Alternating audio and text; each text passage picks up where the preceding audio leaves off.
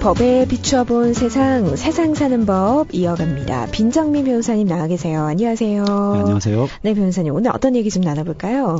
네, 오늘은 가사법과 관련된 쟁점인데요. 네. 부부간에 혼인을 했다고 해서 뭐 반드시 자녀를 가져야 한다는 법은 없죠, 사실. 예. 그런데 그 부부가 자녀를 가지기를 간절히 원하고 있는데도 어떤 사정으로 인해서 뭐 가질 수 없다 이런 경우는 좀 문제가 된다고 할 수 있겠습니다. 네. 더군다나 이제 전통적으로 뭐 대를 이어야 한다 이런 정서가 무척 강한 이제 우리나라의 경우는 이게 더 심각하다고 할 것인데요. 예. 그런데 이 남편이 무정자증으로 임신이 불가능한 상황에서 다른 사람의 정자로 인공수정을 해서 자녀를 출산했습니다. 그렇다면 이 아이를 그 남편의 친자식으로 볼 수 있을까요? 네, 이에 대한 법적인 논쟁이 현재 대법원에서 벌어지고 있습니다. 예. 오늘 이에 대해서 알아보도록 하겠습니다. 잠깐 얘기해 주셨는데 굉장히 좀 어려운 문제인 것 같습니다. 일단 어떤 사건인지 구체적으로 좀 짚어볼까요? 네, 재판 과정에서 밝혀진 바에 따르면요. 이 남편 A씨와 아내 B씨는 1985년도에 결혼을 했습니다. 네. 그런데 남편 A씨가 이 무정자증인 것이 밝혀졌고요. 그래서 자녀가 생기지 않았습니다. 그러자 고심하던 부부는 할 수 없이 다른 사람의 정자를 제공받아 시험관 시술을 통해서 1993년에 첫째 아이를 출산하고요. 이 아이를 두 사람의 친자식으로 출생신고를 했습니다. 예. 그런데 어찌된 연유인지 그 이후에 이 두 부부는 정자를 제공받지도 않았는데 몇 년 후인 97년에 갑자기 아내가 둘째를 임신하게 되었고요. 그리고 출산을 했습니다. 네.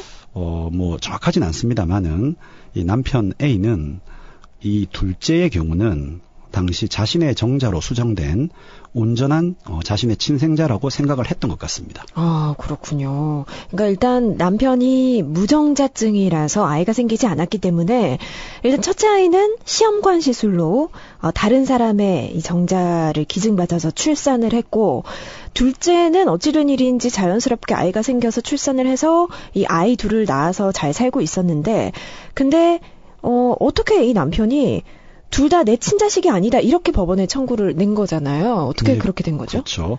2013년경입니다. 예. 이 두 사람은 가정 불화를 겪게 되어서 급기야 이혼 소송까지 하게 되었다고 합니다. 이 과정에서 남편 A씨는 이 둘째 아이가 자신의 자녀가 아니라 아내가 외도를 해서 낳은 아이임을 알게 되었습니다. 결국 남편 A씨는 뭐 첫째는 애초에 뭐 자신이 동의하기는 했습니다만은 예. 타인의 정자를 제공받아서 낳은 아이고 또 나머지 한 명은 외도를 해서 낳은 아이니까 이들이 모두 자신의 친자식이 아님을 확인해달라 이런 소를 제기하게 된 것입니다. 그렇군요. 그러면 법원의 판단은 어땠나요? 네, 일단 재판 과정에서 유전자 검사를 실시를 했고요. 예. 그 결과 두 자녀 모두 A씨의 아이가 아님은 확인이 되었습니다. 그러나 1, 2심 모두 남편 A씨의 청구를 기각했습니다. 그래요. 즉 법적으로는 두 사람 모두 여전히 A씨의 친생자로 보아야 한다는 판결을 내린 것이죠. 이에 A씨가 대법원에 상고를 해서 현재 그 절차가 진행 중입니다. 1, 2심 모두 이 남편의 청구를 기각했습니다. 왜 기각했을까요? 네, 우선 1심의 경우는요. 비록 유전자 검사는 다르다고 나왔지만은 당시 이 부인 B씨가 남편의 자식을 임신할 수 없는 외관상 명백한 사정이 있음을 인정하기가 부족하다. 이렇게 해서 A씨의 청구를 기각을 했고요. 예. 2심에서는 첫째와 둘째를 나누어서 판단을 했는데 네. 첫째 아이의 경우에는 제3자의 정자를 사용한 인공수정에 대해서 A씨가 동의를 했기 때문에 이제 와서 자신의 친생자가 아니라고 다툴 수는 없다. 이렇게 판단을 했고요. 네네. 둘째 아이의 경우에는 뭐 친생자 관계는 없지만 A씨가 자신의 아이라고 생각하고 친생자로 혼인신고를 했고 또 일정 기간 동안 친생자로 돼 있기 때문에 입양의 실질적인 요건을 갖추었다. 즉 일종의 양자를 드린 것과 같은 법적 효과가 있다라고 보아서 소를 기각한 것입니다. 아, 그렇군요. 근데 이 첫째 아이는 부부가 합의하에 시험관 시술을 해서 낳은 아이이기 때문에 이 법원의 판단이 어느 정도 이해가 갑니다. 근데 둘째는 아내가 외도를 해서 낳은 아이잖아요. 근데 왜 둘째 아이까지 생각한 거지라는 생각이 좀 들거든요. 남편 입장에서는 좀 억울할 수도 있을 것 같아서요. 네, 그렇습니다. 이 청취자 여러분들께서 보시기에 의아한 부분이 분명히 있으실 건데요. 예. 유전자 검사 결과 다른 사람의 아이라는 것이 99% 이상의 확률로 나왔음에도 불구하고 네네. 더 나아가서 첫째의 경우는 아예 남편 동의하에 다른 사람의 정자로 수정을 한 것인데도 법원은 이들을 계속 친생자 관계가 있다고 보고 있는 것인가 하는 이것이 문제가 됩니다. 네네. 사실 이것은 법적인 문제가 좀 얽혀 있는데요. 예. 우리 민법 제844조를 보면 남편의 친생자로 추정을 하는 규정이 있습니다. 잠시 소개해드리면요.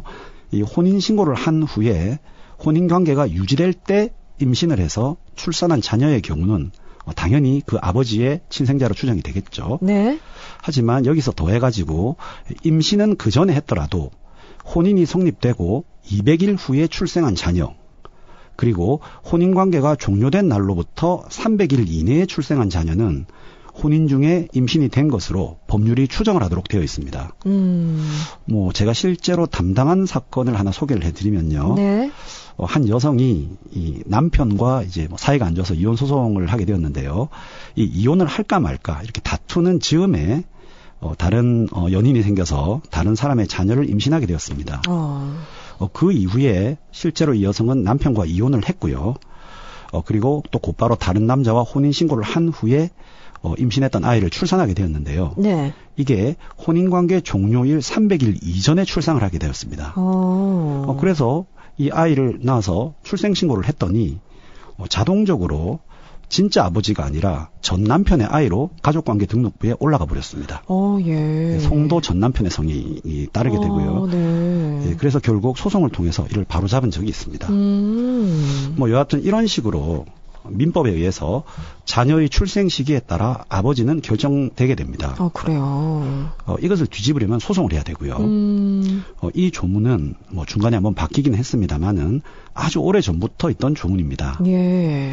당시에는 과거에는 이제 유전자 검사 같은 걸 할 수가 없으니까 실제 이 아이의 친부가 누구인지 알기가 많이 어려웠겠죠. 네네. 그러다 보니 그냥 민법에서 출생 시기를 기준으로 그냥 아버지가 너다 이런 식으로 정해버린 것입니다. 그렇군요. 가정의 평화를 유지하기 위해서 그렇습니다. 예.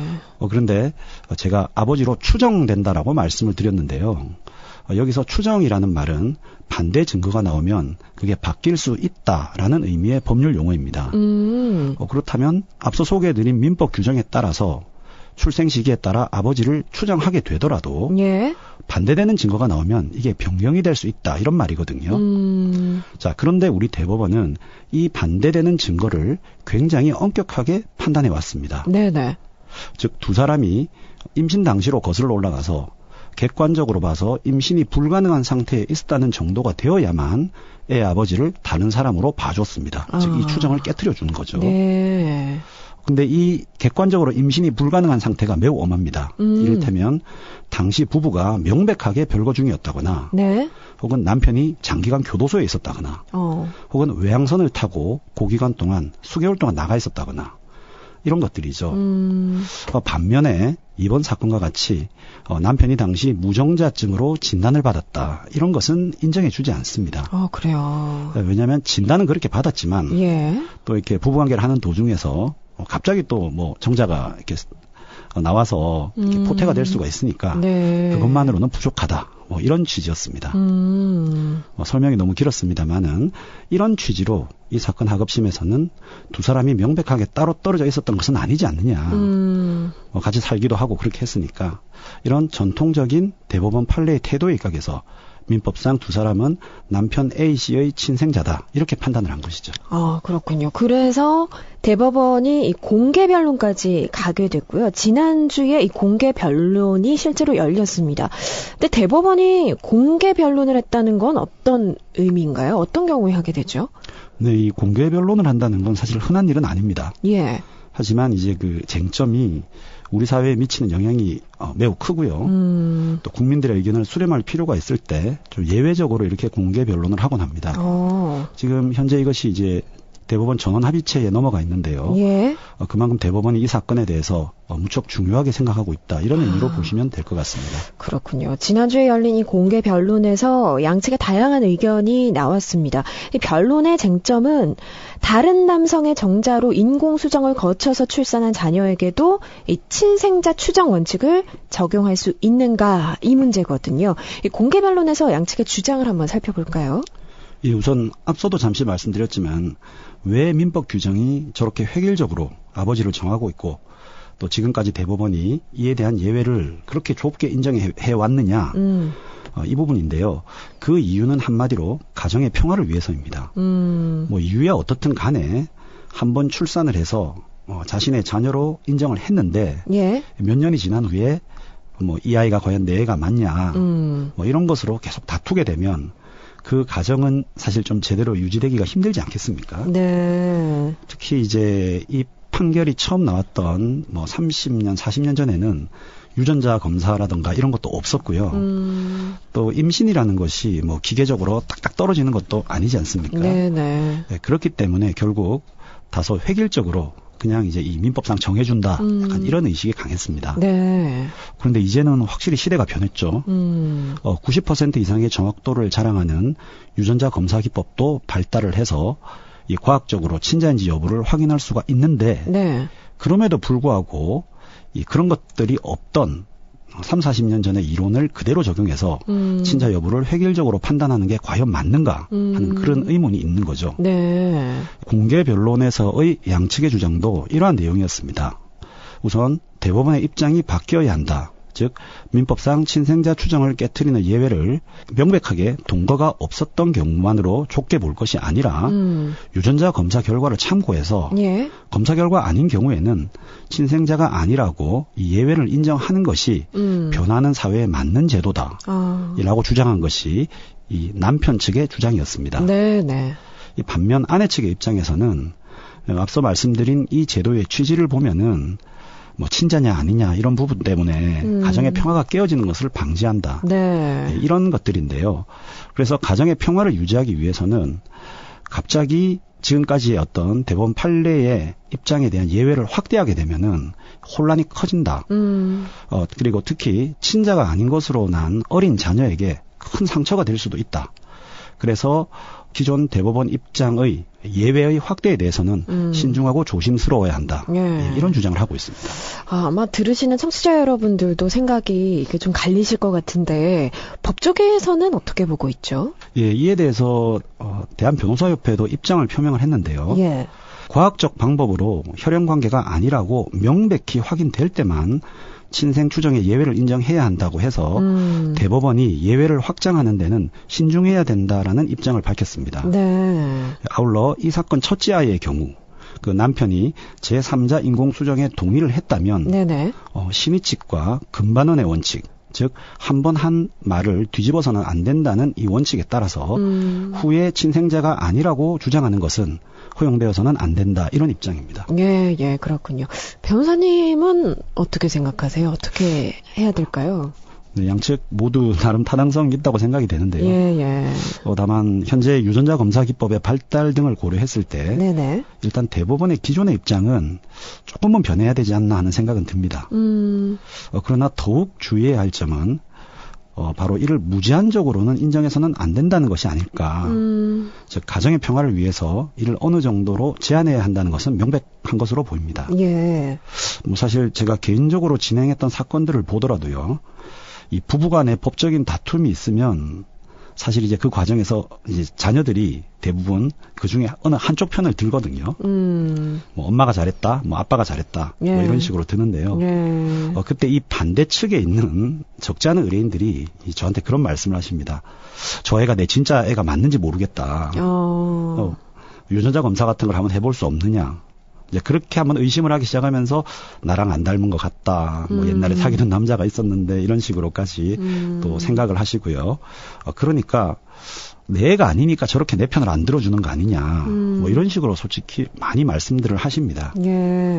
뭐 그런 부분에 비추어 봤을 때 그 예외가 너무 많이 허락이 된다면 뭐 사회적으로 많은 부작용을 일으킬 것은 좀 명백하지 않나 하는 생각은 듭니다. 네네. 그래서 양측을 잘 절충을 해서 좋은 결론을 도출할 수 있었으면 좋겠습니다. 네, 그랬으면 좋겠습니다. 이번 공개 변론에서 나온 이 다양한 의견들을 좀 반영을 해서 최종 결론이 내려질 텐데 최종 선고 언제 내려지나요? 네, 알려진 바에 따르면요. 이 대법원은 공개 변론 결과를 토대로 사건을 심리한 후에 늦어도 올 연말까지는 최종 결정을 내릴 예정이라고 합니다. 부디 36년간 유지되었던 이 대법원의 입장이 변경이 될 것인지 또 만약 변경이 된다면 어느 정도까지 변경이 될 것인지 귀추가 주목됩니다. 네, 한번 또 관심을 가지고 지켜봐야겠네요. 자, 오늘은 여기까지 듣겠습니다. 지금까지 세상 사는 법 빈정민 변호사였습니다. 고맙습니다. 감사합니다.